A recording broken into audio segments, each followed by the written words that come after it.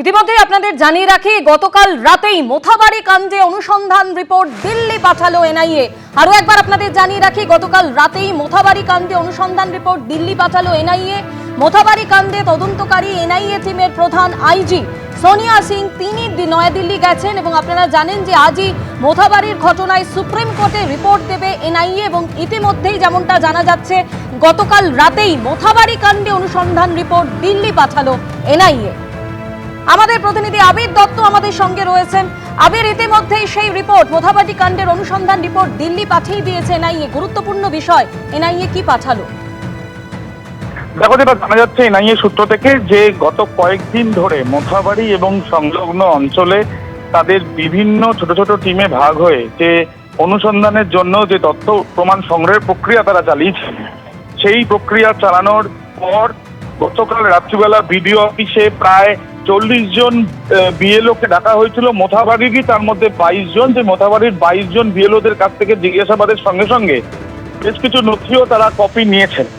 এবং এরপর যেটা জানা যাচ্ছে যে গতকাল যে টিম কাজ করছে মোথাবাড়িতে, সেই টিমের তরফ থেকে একটি রিপোর্ট তৈরি করা হয়েছে, যে রিপোর্ট সুপ্রিম কোর্টে জমা দেওয়ার কথা। সেই রিপোর্ট পাঠানো হয়েছে এনআইএ কলকাতা অফিসে।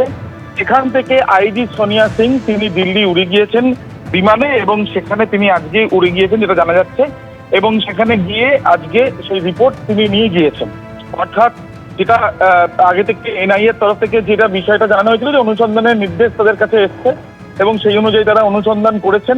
ঠিক বিচারকদের ওপরে যে হামলা, সেই হামলার ঘটনাটা কি এবং কেন, সেই বিষয় নিয়ে তথ্য সংগ্রহ করার পরেই সেই বিষয়টা রাখা হয়েছে। সূত্র মারফত জানা যাচ্ছে 25 পাতার এই রিপোর্ট, সেই রিপোর্টে পুঙ্খানুপুঙ্খ তথ্য তুলে ধরা হয়েছে। যে একদিকে যেমন পুলিশের বক্তব্য, অন্যদিকে যে বিচারকরা এই ভয়াবহ অভিজ্ঞতার সম্মুখীন হয়েছেন তাদের বক্তব্য, তার সাথে সাথে বিভিন্ন সিসি ক্যামেরার ফুটেজ এবং মোবাইল ফুটেজের পাশাপাশি ঠিক সেদিনকে এই যে অ্যাজিটেশন ঠিক কোথায় কোথায় হচ্ছিল এবং কেন হচ্ছিল, এবং এরপর কোন রকম উস্কানিমূলক কোনো বক্তব্য ছিল কিনা যারা অভিযুক্ত, তাদেরও মধ্যে বেশ কয়েকজনের কিন্তু সঙ্গে কথাও বলেছিলেন এনআইএ এর আধিকারিকেরা।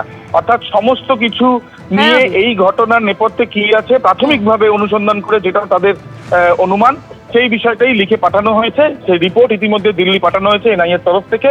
আইজি সোনিয়া সিং, যিনি কলকাতা অফিস থেকে পুরোটাই তত্ত্বাবধানের পুরোটাই রেখেছিলেন পুরো অনুসন্ধান প্রক্রিয়াকে, তিনি সম্পূর্ণ রিপোর্ট নিয়ে গিয়েছেন, এমনটাই জানা যাচ্ছে এনআইএ সূত্রে। ধন্যবাদ।